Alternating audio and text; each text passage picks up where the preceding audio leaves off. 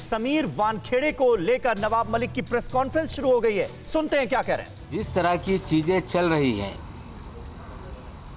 अगर उसको नजरअंदाज किया जा रहा है तो हमें लगता है कि पूरे इंस्टीट्यूशन पे सवाल खड़ा होने जा रहा है। निश्चित रूप से जांच के लिए टीम आई है, जांच शुरू की गई है, पंच को बुलाया गया है। एनसीबी हमेशा कहती रही कि हमारा पूरा इलेक्ट्रॉनिक्स एविडेंस पे ही हम जांच करते हैं। जिस तरह से प्रभाकर साली ने सारी घटनाक्रम को एफिडेविट द्वारा, वीडियो द्वारा उल्लेखित किया है, मैं मांग करता हूं जो आई है विजिलेंस कमेटी, वो समीर वानखेड़े जी का, केपी गोसावी का और प्रभाकर का, और एक किरदार और इसमें है जो समीर वानखेड़े जी का ड्राइवर है, पुलिसिया है, मानी। इन सब का सीडीआर निकाल लीजिए। जो गाड़ी का इस्तेमाल हुआ है 50 लाख उठाने में, गोसावी के घर पहुंचाने में, दोबारा गाड़ी शहर में आई, फिर गाड़ी वापस गई, फिर पैसे से भरा बैग उठाया गया, फिर सैम डिसूजा को वापस दिया गया। हमें लगता है कि अगर इलेक्ट्रॉनिक जांच होगी तो बयान जुटाने की जरूरत नहीं, सारी चीजें सामने आ जाएगी। मैं अभी शंका उस पर जाहिर नहीं कर रहा हूं। हो सकता है इतनी बड़ी देश की एजेंसी है, हमसे भी 4 कदम आगे वे काम करते होंगे, और आशा करते हैं जिसकी तरफ मैं इशारा कर रहा हूं उस विषय को भी लेके थोड़ा सा खंगालेंगे। और एक आज और सवाल खड़ा कर रहा हूं कि एक एफआईआर दर्ज है जिसको लगभग 1 साल की मुद्दत हो गई,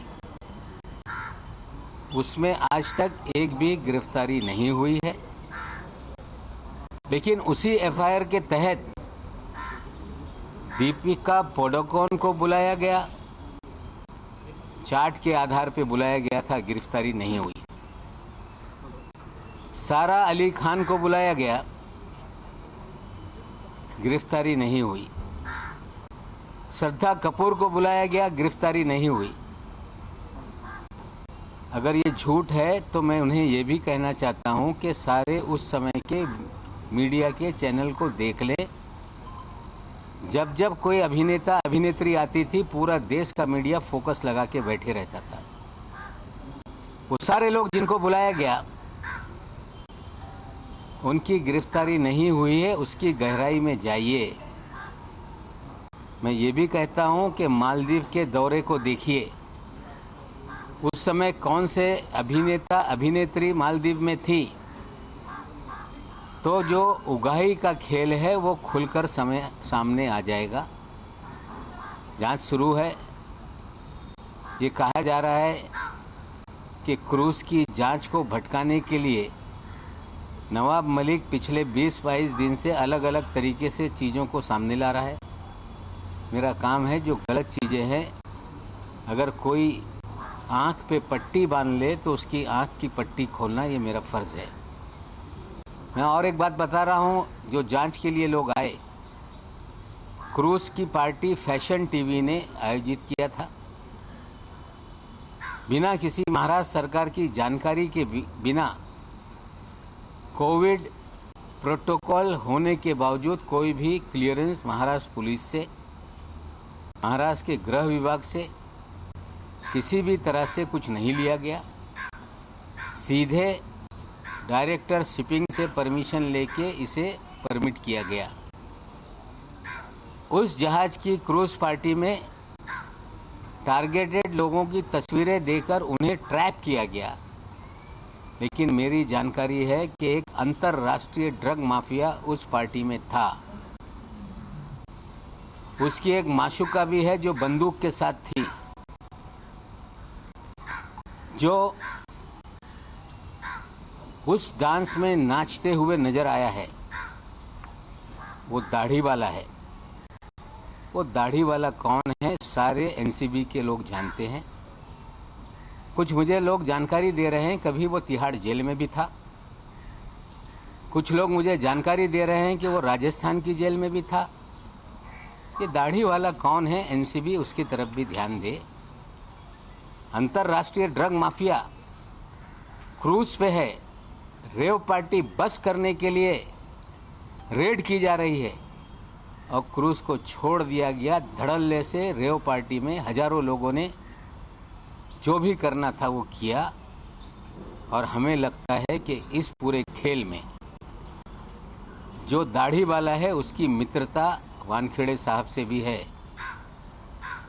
कुछ अधिकारी मुझे बता रहे हैं कि गोवा में भी उनका बहुत बड़ा रैकेट चलता है, लेकिन जब छापेमारी की बात आती है वानखेड़े साहब उस छापेमारी से भाग लेते रहे।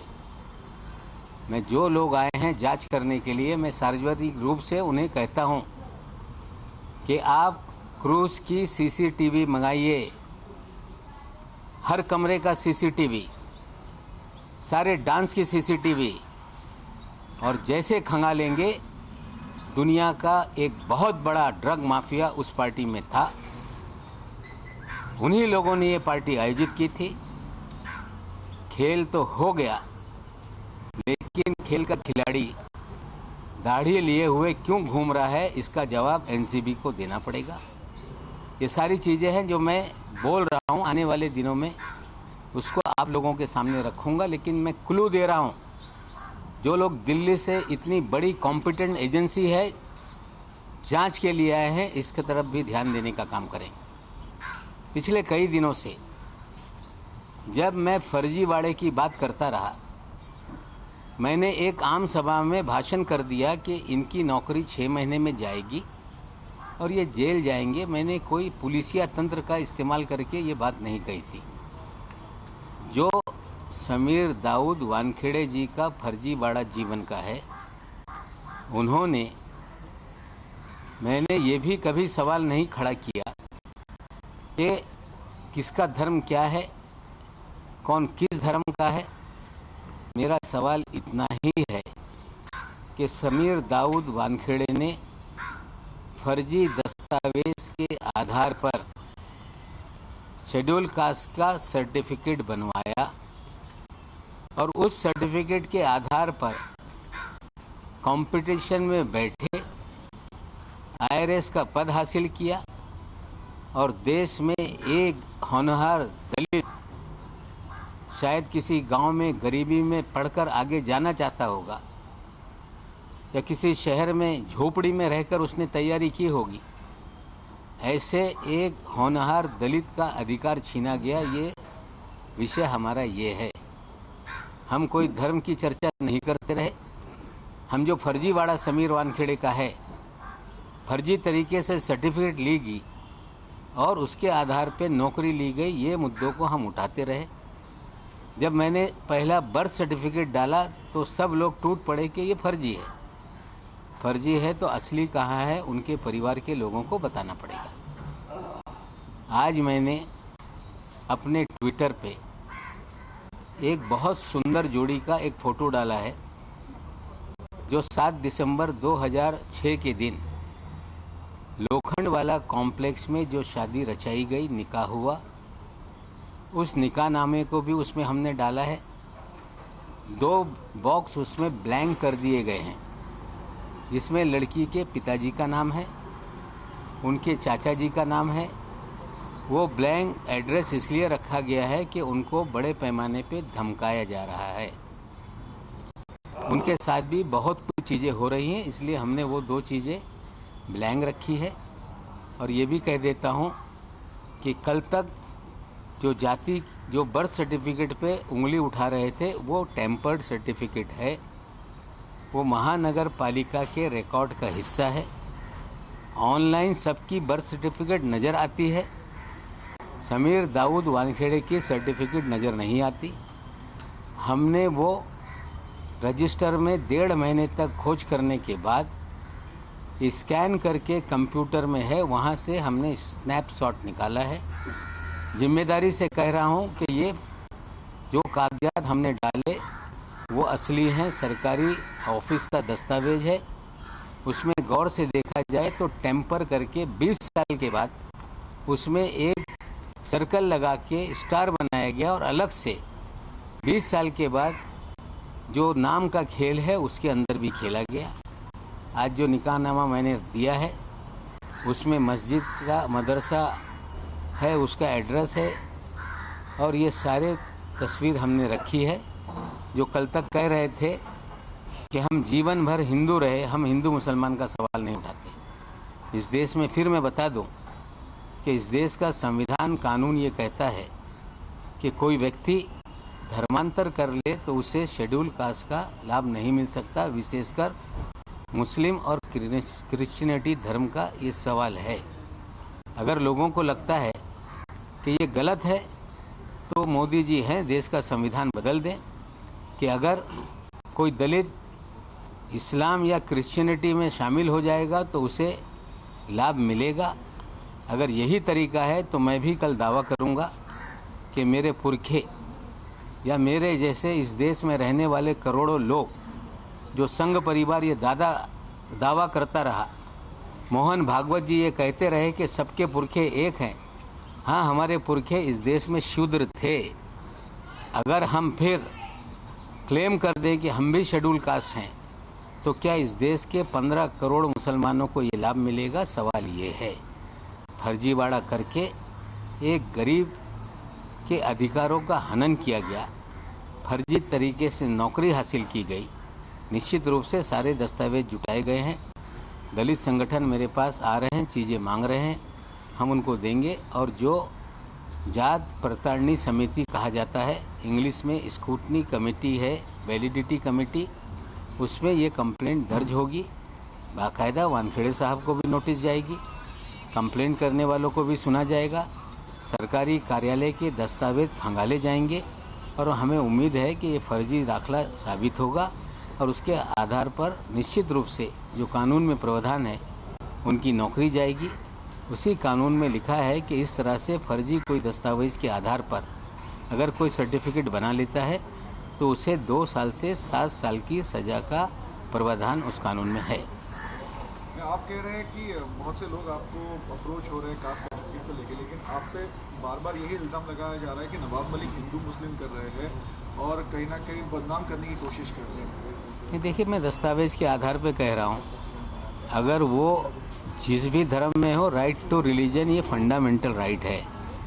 हर व्यक्ति अपने तरीके से किसी भी धर्म को स्वीकार सकता है, जब चाहे धर्म बदल सकता है। हर दिन नया धर्म बदल ले, उस पर मेरी आपत्ति नहीं है। लेकिन देश का कानून कहता है कि कोई व्यक्ति जो शेड्यूल कास्ट को बिलोंग करता हो, एक बार उसने अपना धर्म परिवर्तन कर लिया तो उसे शेड्यूल कास्ट का जो भी फायदा है वो नहीं मिलता। लड़ाई ये है कि गरीब दलित का अधिकार छीना गया और निश्चित रूप से ये हम लॉजिकल एंड तक ले जाएंगे और निश्चित रूप से कानून के तहत कार्रवाई होगी। दाढ़ी वाला ये ड्रग लॉर्ड जिसके बारे में आप बात कर रहे हैं, ये ड्रग लॉर्ड वहाँ पर प्रेजेंट था, ये ड्रग लॉर्ड कौन है और वो क्या उसी दिन क्रूज पार्टी पर था? इसके बारे में थोड़ा और डिटेल दे सकते हैं? देखिए, अभी ये चीज़ें हैं, हमने इशारतन एनसीबी को बताया है कि दाढ़ी वाला है, उस पार्टी में वो था। संडे की शाम जब वो क्रूज शिप लौट रही थी तो उसमें वो नाचते हुए अपनी महबूबा के साथ, मेरे पास वीडियो है, बहुत सारे डांस के हमारे पास वीडियो है, हम तो देंगे। लेकिन इतनी बड़ी एजेंसी है, क्रूज के सारे सीसीटीवी फुटेज मंगाइए।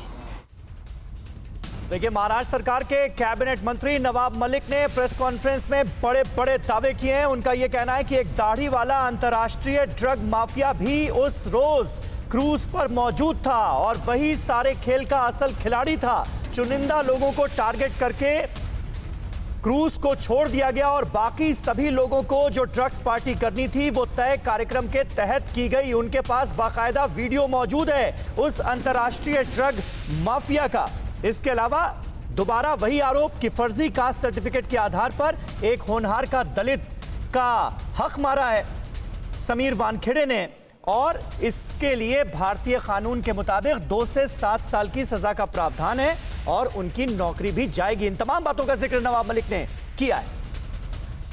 परवाह देश की, सोमवार से शुक्रवार रात 10 बजे TV9 भारतवर्ष पर।